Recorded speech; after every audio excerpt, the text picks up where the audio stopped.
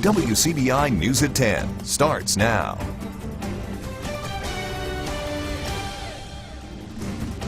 Thank you for joining us on this Memorial Day. I'm Allie Martin. People across the state still in shock after that deadly shooting rampage in Lincoln County over the weekend.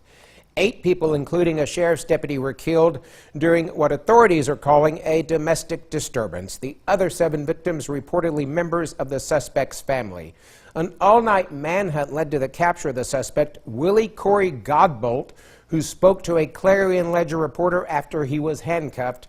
We have more now from CBS News. I love my kids. They would not let me live and let live. Officers tackled and arrested the alleged killer Willie Godbolt following a multi-home killing spree.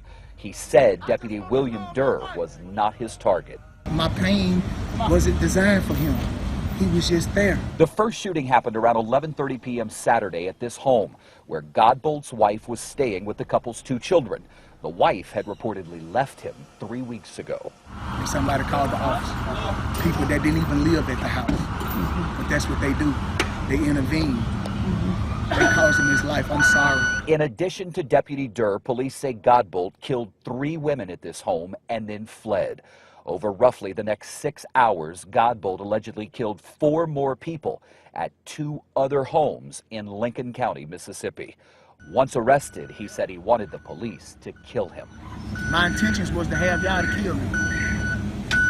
I ran out of bullets. Barbara Bowie says her grandson Jordan Blackwell was one of the victims. We got in the house and my grandson was lying on the floor. When he wasn't on duty, Deputy William Durr, 36, was a ventriloquist who had a knack for making children laugh. He was an amazing dad and husband. The alleged killer here did not shoot his own wife or his kids, even though they were all inside this home in rural Mississippi when the killing spree began. The gunman is now charged with 7 counts of first-degree murder and 1 count of capital murder, which would make him eligible for the death penalty if convicted. David Begnaud, CBS News, Bogachita, Mississippi. Tragic story there. A Webster County deputy is still recovering after a 1-car accident over the weekend. 32-year-old Deputy Chad Tedder of Eupora was injured when his Chevrolet Silverado left the road, hit a tree, and caught fire. It happened early Sunday morning on Highway 15 near Manatee. Tedder and his passenger, 29-year-old Danny Faulkner of Columbus, were both taken to NMMC in Tupelo. They're both being treated for serious but non-life-threatening injuries. This accident still under investigation by the MHP. And Tedder works part-time as a Webster County deputy. He is also a volunteer firefighter, a military veteran, and a nurse. As he continues treatment in the hospital, those who work with him every day are praying for a speedy recovery. The Mississippi Highway Patrol, Webster County Sheriff's Department, and the Manatee Volunteer Fire Department all responded to that crash. Webster County investigator Landon Griffin says they worked the scene for about 5 hours. He needs the community to come together, prayers, thoughts, whatever, to get, for him. He is a member of our little community, and he helped our community selflessly. Investigator Griffin says Tedder has served many tours overseas. It's not known how long Tedder or the other passenger will be in the hospital. Well, meteorologist Jacob Dickey joins us for a first look at tonight's weather. Jacob?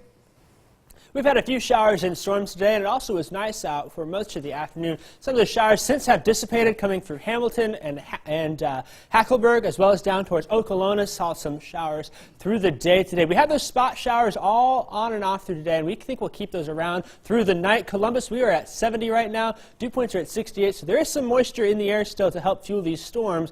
Coming up, we'll talk about the scattered storms all week. It will not be a washout. We'll show you why. We'll also take a look at the pattern change that's around the corner.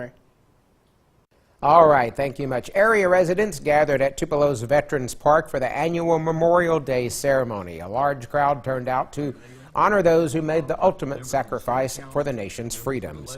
The annual Memorial Day ceremony included patriotic songs such as the Star-Spangled Banner and God Bless America. Guest speaker was retired U.S. Army Colonel Dwight Dias. Colonel Dias also placed the memorial on the wreath before taps was played. The town of Bruce also paused today to remember those who gave all for their country. During a ceremony in the town square, families gathered for songs, patriotic remarks, and prayers. Guest speaker was Dustin Kindler, an Iraq war veteran from Pontotoc. A stew lunch followed the ceremony at the VFW. In Calhoun City, residents, veterans, and active duty service members gathered on the square to remember those who've given their lives in service to the nation. Lieutenant Colonel Sanford Bennett of Camp McCain spoke on the sacrifice of the fallen and the service of the living.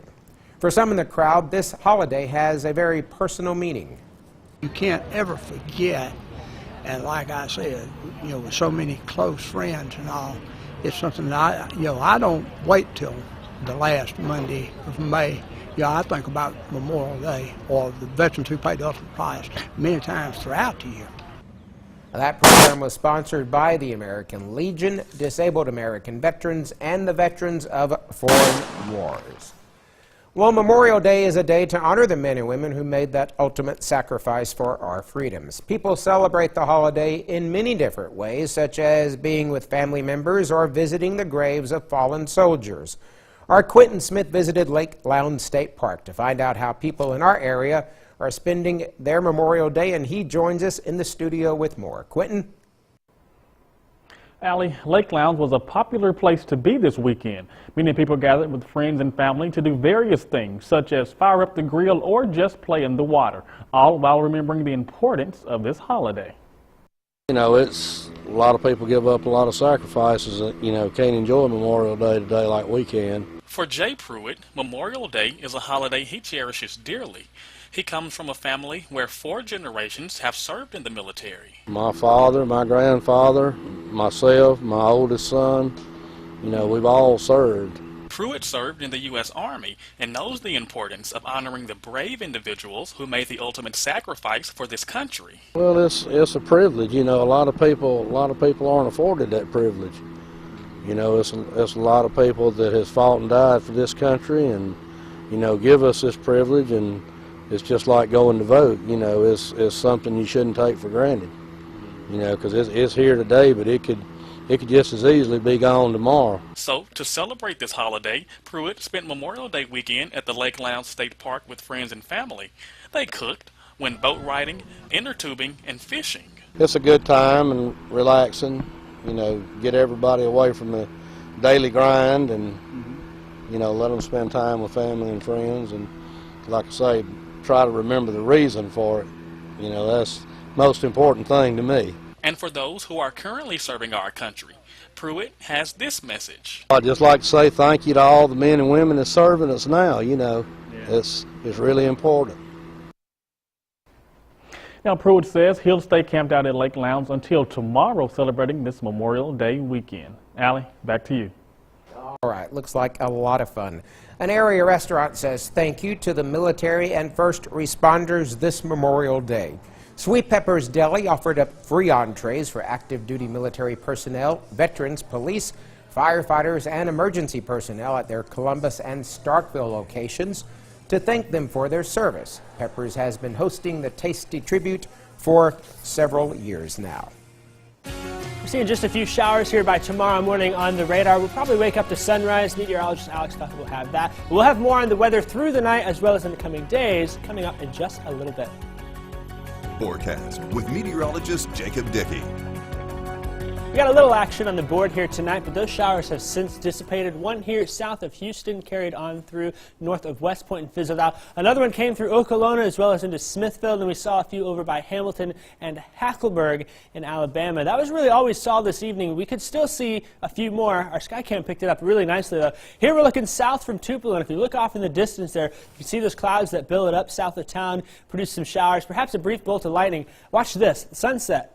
Boom, here it comes. Look at those bright colors on there. Looked absolutely beautiful out there. We got some great sunset pictures this evening. This one came in from Steve and Soligen over the lake there. Just absolutely beautiful. A wonderful way to spend the end of this long holiday weekend. Temperatures right now are comfortable if you want to take a walk. We're at 70 in Columbus and in Amory, 68 in Iuka, 70 in Corinth, 72 in DeKalb. All of us are enjoying this comfortable temperatures this evening. We won't go too much lower than where we are. I think we'll end up in the upper 60s when all is said and done tonight. And we're going to keep that chance for some scattered storms through the evening, but mostly we'll stay with partly cloudy skies. As we start our day tomorrow, then, with the work week heading to work, 70 degrees at 8 a.m. We'll have some scattered showers in the morning. I think meteorologist Alex Puckett will track those for you on sunrise. Through the lunch hour, then, and into the evening, keeping that chance on there as we head up into the lower 80s in the afternoon, seeing those nice warm temperatures yet again.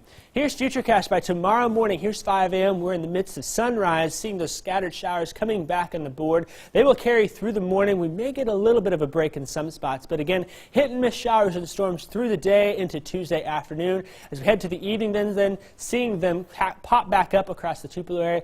We're going to keep that chance for those scattered showers and storms pretty much all day long, and that'll be the theme for tomorrow through the work week. 84 will be our high on our Tuesday in Tupelo, 83 in New Albany, 84 in Pontotoc, keeping those warm temperatures in the Golden Triangle. I do think down to the south along Louisville, Macon areas, we got those temperatures a few degrees cooler. We could get a little more clouds in those areas. That'll keep that sun away. West Alabama as well, looking at 80 in Fayette and in Vernon, while upper 70s to the south. This right here is the culprit, this stationary front, and so long as it hangs around here through the end of the week, we'll get those hit and miss showers and storms through Wednesday afternoon, maybe get a little bit of a break, but that cold front will mesh on in.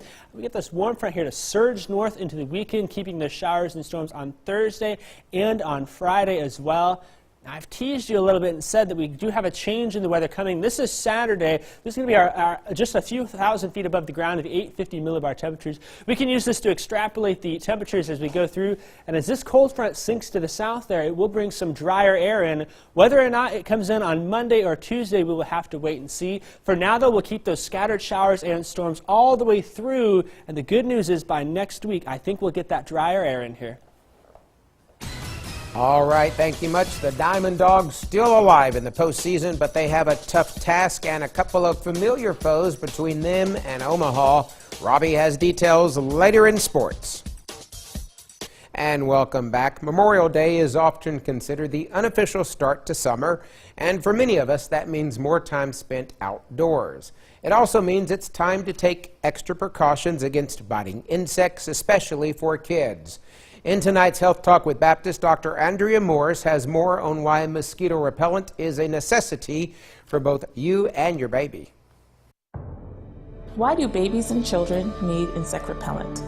Hi, I'm Dr. Andrea Morris, pediatrician at Baptist Memorial Hospital, Golden Triangle. I want to talk to you tonight about insect repellent and your children. Now that warmer weather is here, that means more bugs, mosquitoes, biting flies, and ticks, which can make children miserable. Once considered just a nuisance, we now know that insect bites can often lead to serious medical problems. Not only can certain insects and ticks spread diseases like West Nile virus, Lyme disease, and Rocky Mountain spotted fever, the bites themselves can become infected with bacteria like MRSA or antibiotic-resistant staph. Although most parents know that they can use insect repellent on their older children, many are surprised that it's considered safe to use most insect repellents on infants aged 2 months and older to prevent bites from mosquitoes and other insects. But how do you know which ones are safe?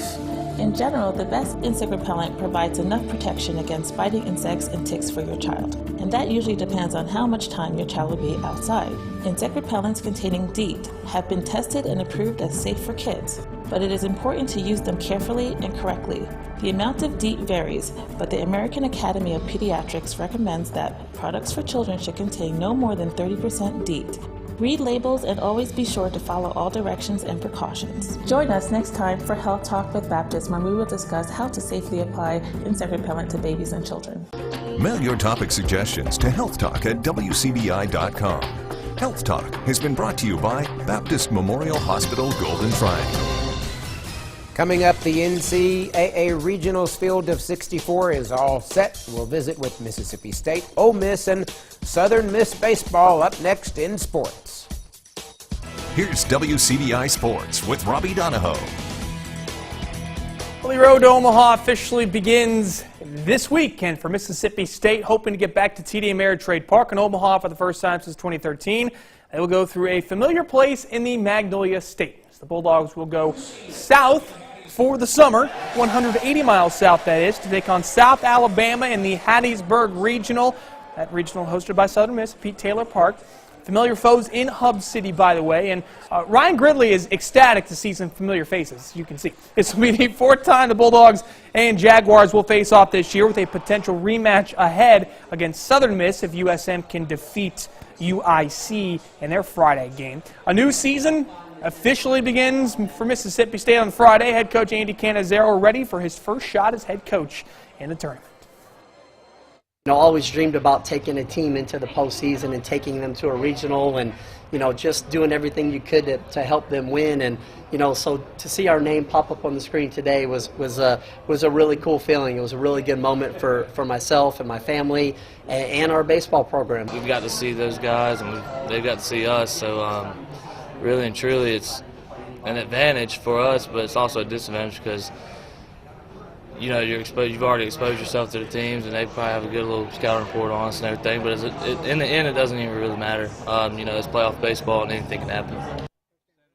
We'll hear more from the Bulldogs coming up tomorrow. Southern Miss already knew that they were hosting. They knew they were going to be in Hattiesburg for their regional, but they didn't know who would be in their regional. They found that out earlier today at a watch party. The Golden Eagles are joined by the aforementioned Mississippi State Bulldogs, South Alabama, and Illinois Chicago. USM has won 18 of their last 20. They're one of the hottest teams in the country going into regional play, and they are ecstatic to be playing at home for a regional.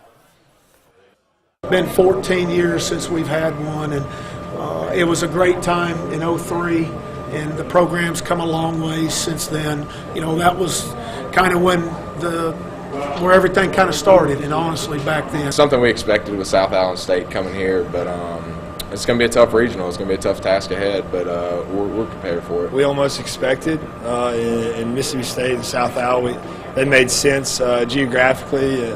Two teams you've already seen, but we got to get past Illinois Chicago first. And the game against UIC for Southern Miss will be a 1 p.m. first pitch time. Mississippi State, South Alabama will be 5 hours after that. All these games will be online-only games, so if you're wanting to watch the Bulldogs, make sure you find a way to get a subscription on ESPN3.com or head down to Hattiesburg and try your luck getting tickets. It will not be easy finding a ticket into Pete Taylor Park. It's a 5,000 capacity there at the Pete, and tickets are going to be very hard to come by with USM season ticket holders getting first crack at getting tickets. Well, at Ole Miss, the Rebels were dealt difficult news on regional selection Monday. Mike Bianco's team not in the field of 64. Ole Miss was also not one of the last 4 teams out, according to the NCAA Selection Committee. Despite having better RPI and strength of schedule numbers than some of the teams in the field, ultimately it was that 14-16 SEC record that became the glaring stat that kept Ole Miss out of the road to Omaha. Head coach Mike Bianco understands the reasoning, but still that doesn't mean he wanted to be left out. Do I believe that we should have gotten in? Sure, but I'm the coach at Ole Miss, and that didn't get in. And every year there's people that didn't get in. And you know, I look at our resume and you know, scratch your head and say, hey, we should get in over this team or we should get in over that team. But the truth of the matter is, you know, we put ourselves in that position, and there's other teams that didn't.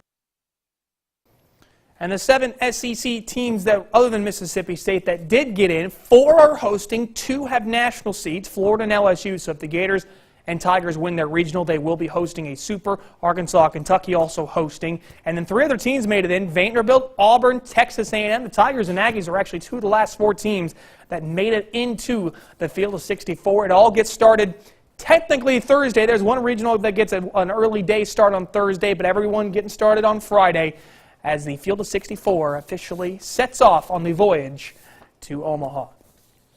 And lastly, to the links tonight at Rich Harvest Farms in Sugar Grove, Illinois, just outside of Chicago. History was made as Ole Miss sophomore golfer Braden Thornberry became the first ever national champion in golf in Ole Miss men's golf history and in Ole Miss athletics history, as he birdied 18 to win by 4 strokes and be the D1 men's individual national champion. The Olive Branch native finished with an 11 under 277 for the event, and yes, he got a Powerade shower from his teammates in the process. He becomes the 23rd national champion across all sports at the University of Mississippi. So congratulations to Braden. That's it for sports. Last look at your forecast is next.